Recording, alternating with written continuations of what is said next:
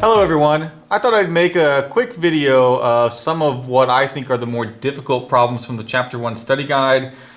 Sometimes with this hybrid schedule, you might find that you don't have as much time as you would like to ask questions over some of the problems that you might have questions on.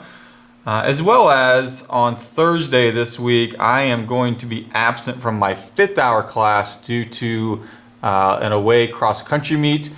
So this gives those students also a chance to, in essence, kind of ask questions on some of the harder problems that were on that study guide. The full answer key is in your hybrid schedule, so you can check that out. But just that answer key doesn't have any work on it, it just has answers. So I'm going to go ahead and talk you through some problems, show the work, and kind of explain my thought process as I go. So this first problem comes from section 1.1. It is number 2 on your study guide, and it's a linear equation that has a lot of fractions in it. We've got the 2/3, the 1/4, and the 1/6. And the way that we discussed dealing with this type of equation was to multiply by a least common denominator. So we're looking at the 3, the 4, and the 6. And we want to ask the question, what's the least common multiple of those 3 numbers, the 3, the 4, and the 6? And the least common multiple of those 3 numbers is 12.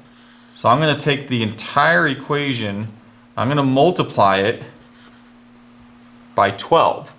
So we're going to distribute 12 to this term, we're going to distribute 12 to this term, and distribute 12 to this term, and also to the term over here that doesn't have a fraction, we're going to have to distribute 12 to there as well. So I'm going to go ahead and rewrite this without any reducing, just so you can see exactly where this is going. If you're pretty comfortable with this kind of work, you might kind of just fast forward as I go through some of this. But here's the 12 multiplied to every term. Okay, so you can see I have multiplied 12 to every term of this problem. And now it affords me the opportunity to do some reducing. So here the 3 goes into 12 4 times. Here the 4 goes into 12 3 times. 6 goes into 12 2 times. There's no reducing here, but we just have a product that we're going to have to do. So multiplying now across on these terms, I get 4 times 2x, which is going to give me 8x. Plus, and then 3 times 1 is 3, and it's times the quantity x minus 4. And here 2 times 1 is 2 with that x plus 36. And so that least common denominator, or least common multiple of all those denominators, in essence is what's designed to do is to get rid of all these fractions, because everything is going to reduce evenly, and we're left with this equation now with no fractions. And we'll go ahead and just solve this like we would a linear equation. I'm going to distribute the 3 there. So we have 8x plus 3x minus 12 equals 2x plus 36. I'm going to group the x's on the left side, so the 2x needs to come over here, and it's going to have to subtract to cancel it out. And the minus 12 over to this side, it's going to have to add to cancel it out. So if we put all these like terms together, 8 plus 3 is 11, take away 2 is 9x, and 36 plus 12 is 48. We divide by 9, x equals 48 ninths. If you can reduce, go ahead and reduce. 48 and 9 both divide by 3, so we can reduce this to x equals 16 thirds. The next problem I want to do comes from section 1.2. This is number 9 on your study guide. And really the only reason I'm picking this problem, I could pick any problem from this section, is I want to go over again just the how to create the number line and how to write more specifically the interval notation. Because on the test, if your inequalities do not have number lines and interval notation, you will be losing points on those problems.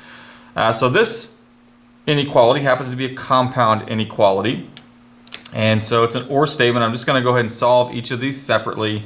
So here we're multiplying the 3 over to this side to begin. So that's going to give me very simply just x is less than -6.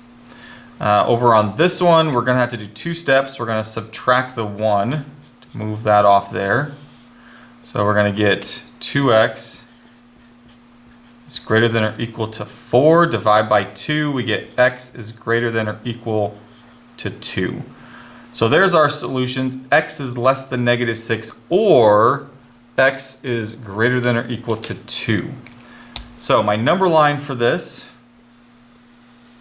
and you can make your number lines again however you want. I'm going to put 2, 0. I'm just going to count by 2s, maybe like so. And let's see, we want x is greater than or equal to 2, so that's going to be a solid point at 2, and greater than 2 is everything out to the right. And then less than -6 is an open circle, and less than is everything to the left. All right, now we need to write the interval. So that's my number line, my interval. There are 2 shaded areas on this number line, so we need to write 2 intervals. And you have to, absolutely have to, I will count you all for this, you have to write your intervals, have to write them smallest to largest, okay? Just like you're reading the number line from left to right, we want the intervals to be written from left to right, smallest to largest. So I'm just going to start at -infinity and go to -6. That's not included, so rounded parenthesis, or, and then we shade it 2, and then to the right is positive infinity.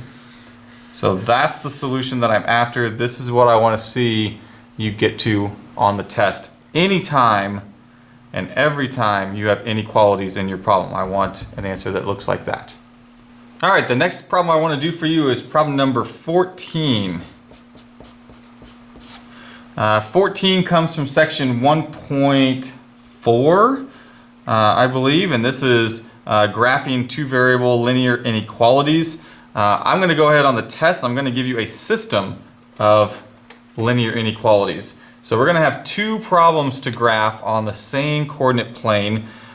This first one, y is less than or equal, or sorry, just less than x plus 6. It's going to start at 6, and it's going to slope 1 over 1. So fill up as many points as you like, but I would absolutely use a straight edge to connect these points. I'm going to put another point kind of down here. That's kind of a tip there, just so I make sure that I continue to go through the right boxes. Now this doesn't have an equal to, so this is going to be a dashed line on those points. Okay, we are going to shade, it's less than, so we're going to shade below that line. I'll get the shading at the end here. Next one is y is greater than or equal to 3x. There is no y-intercept behind the 3x, so it's going to start at 0. And we're going to slope 3 over 1. So it's going this direction. They meet right there. I'm going to come down and to the left as well. Notice there's an equal to, so that's going to get a solid line. And the shading, because that is greater than, it's going to be above. So we want to shade below the dotted line, above the solid line. So we want to shade everything inside here. All right, so there's the solution region to our system. Now we have to check these points. And so we're just going to, the easiest thing to do is just plot them, honestly. -2, 4 plots right there. That point is not inside the region. And it is on a line that is non-inclusive. That's why it's dotted. So we don't want that point. Next one is 4, 4. So over here. That point is not inside the region, so that's out. Next is 0, 0, which is right there. So it's not inside here, but it is on an included line, a solid line. So we want that point. That's a solution point. Next is 4, 10. So 4, 10 is right there, and that is not inside the solution region. Next we've got -3, -1. That's right there. That's definitely inside that region. And finally 0, -7 is right here, and that's not inside or on a solid line. So our solution points are just those 2 points. The next problem that I'd like to do for you comes from a set of problems in section 1.5, and this one is specifically number 16. So the directions on number 16 are to write an equation of the line in slope-intercept form that passes through these points. Anytime I see write an equation of the line, I am going to use this formula, y minus y1 equals m times x minus x1. Now, I do need to find the slope between these 2 points. The formula does require the slope, and it also requires the use of a point, and I have 2 points, so I can make a choice of whichever point I want to use. But I am going to have to find the slope. So let's just begin there. Let's start by finding the slope between these 2 points. The slope m, I'm going to do y minus y, you can subtract in whatever order that you like, divided by x minus x. Now subtract these in the same order, like so. So my slope is going to be 6 divided by, these are going to change to positive 2. Slope I'm going to need to use is 3. So that's going to go in for the m. And I'm going to pick either point. I'll just pick this one right here. It doesn't really matter which point. So I have y minus 5 equals 3 times x minus negative 4. All right, the minus negative here is of course going to make positive. I'm going to go ahead and distribute the 3. So we have y minus 5 equals 3x plus 12. I'm going to take this minus 5 and add it over to the opposite side to get y by itself. And so y equals 3x plus 17. All right, and that's how we write the equation of a line. And it really doesn't matter, I'll be honest with you, it does not matter, how I present the problem, what I give you. If I give you 2 points, or if I give you a point and a slope, or if I give you points on a graph, or a line and a point on a graph. It doesn't matter what I give you. If I'm asking you to write the equation of the line, you need to determine what slope are you going to use and what point are you going to use. And you're simply going to put those 3 numbers in, you're going to work through point slope after a couple steps, and you'll have your equation every time. All right, the next problem I'd like to do for you in this video is from section 1.7, and this is problem number 20. Now I've chosen intentionally to pick the harder of the 2 problems on the study guide and the one that you need to check for extraneous solutions. All right, so how do I know I need to check for extraneous solutions? My rule of thumb is anytime I see the variable both inside the absolute value bars and outside the absolute value bars, that's my indicator that I need to check the answers that I get at the end of the problem. Okay? So I see that here, so I know I'm clued into the fact that I am definitely going to need to do this. Now, my absolute value equation is already by itself, and because it's by itself, we are going to split this up into 2 separate equations. So the first equation, I'm just going to simply drop the absolute value bars, like so. We're going to solve that equation. The second equation, we're going to drop the absolute value bars, but we're going to equal it to the opposite of whatever is on the other side. And that's what I've seen some mistakes on your homework and the quiz, is that we're not taking the opposite of all of this stuff. So the opposite of positive 3x is negative 3x. The opposite of negative 5 is positive 5. Okay? Once we've got the equation set up, it's just a matter of solving this, which is not too difficult to do. This 3x and this one I'm going to subtract. And the minus 5 I'm going to add. So I'm doing the opposites of those to move them over. So I'm going to get negative 2x equals 0. So x equals 0. Don't circle it yet because we're going to have to check. It may not actually be a solution. Over here, I'm going to move my negative 3x by adding it.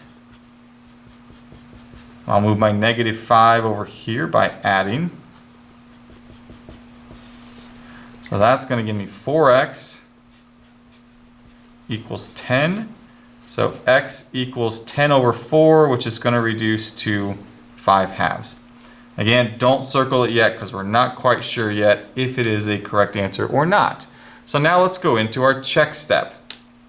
For the check step, all I'm going to do is simply plug these answers in for the x's up above.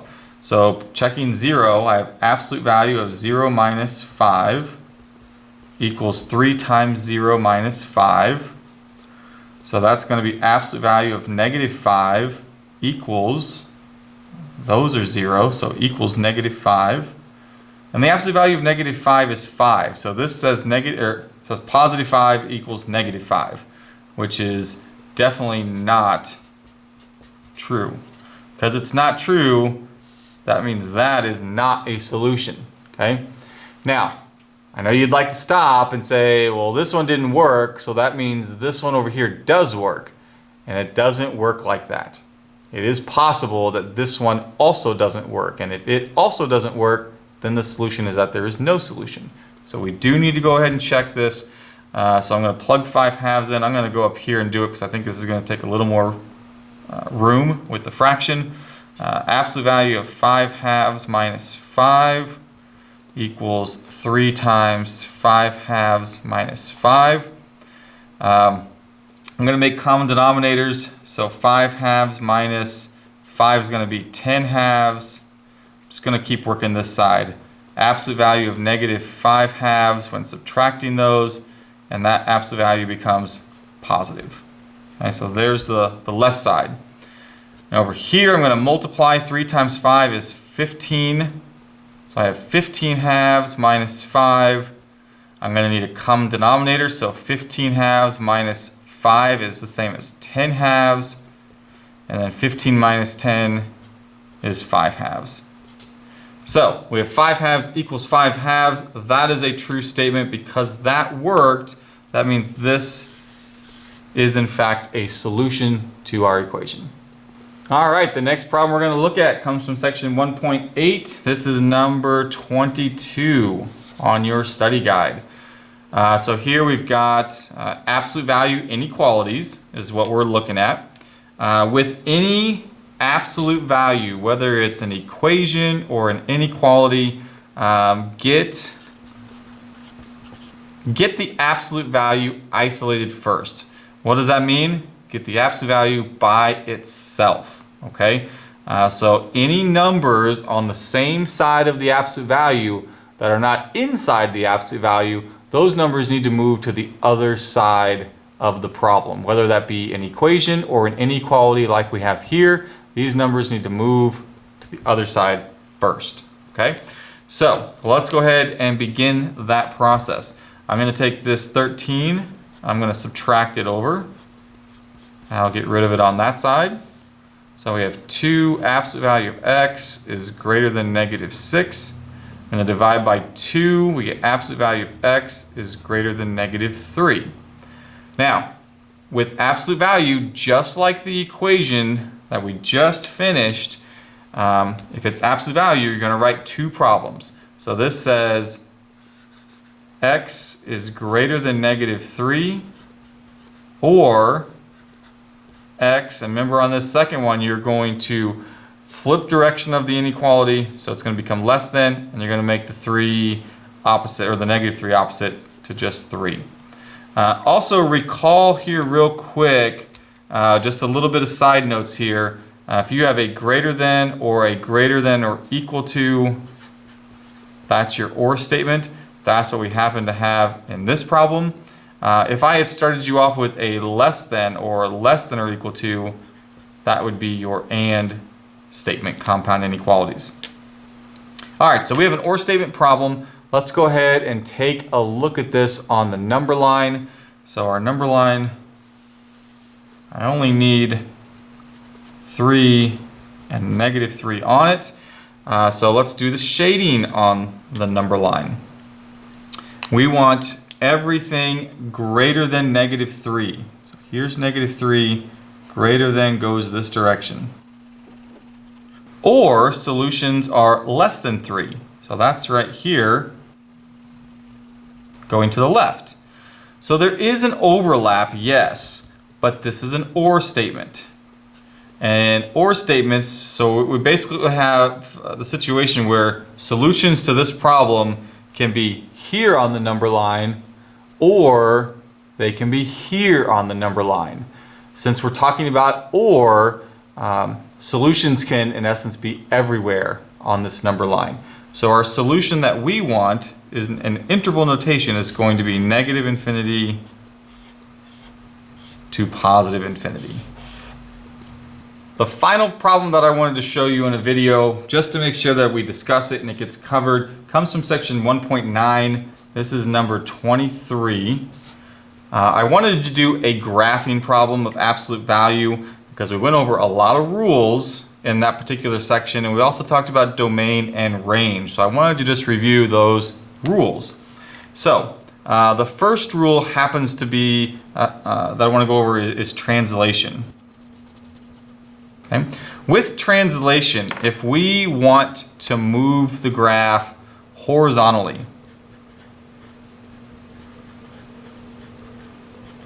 okay, to move a graph horizontal, you are adding or subtracting inside the absolute value bar, okay? And if you add, you're going to take the graph and move it to the left. If you subtract, you're going to move it to the right, okay? So that's to move left or right. If you want to do vertical, okay, vertical is adding or subtracting outside of the function, okay? And if you add, you go up. If you subtract, you go down, okay? So there's your translation rules summarized, and you have to know them. There's no way around that, okay? You can't get through this section, and you certainly can't get through Algebra 2 without knowing these translation rules, okay? So over here on this function, I'm looking at this +6. The +6 is inside the absolute value bars, okay? And it is being added, okay? So inside, added, goes to the left. So this is gonna move to the left 6 units. Okay, then I see this -3. It is outside the absolute value bars, and it is subtracted. So it's gonna move the graph down 3. Okay, so my absolute value graph, my V-shaped graph, needs to move left 6 and down 3, and it's going to start right there. Okay, now if we look in front of this absolute value bars for any other sort of number, that's going to control the slope. Now this just has an implied 1 right here, so we're simply going to slope with a +1.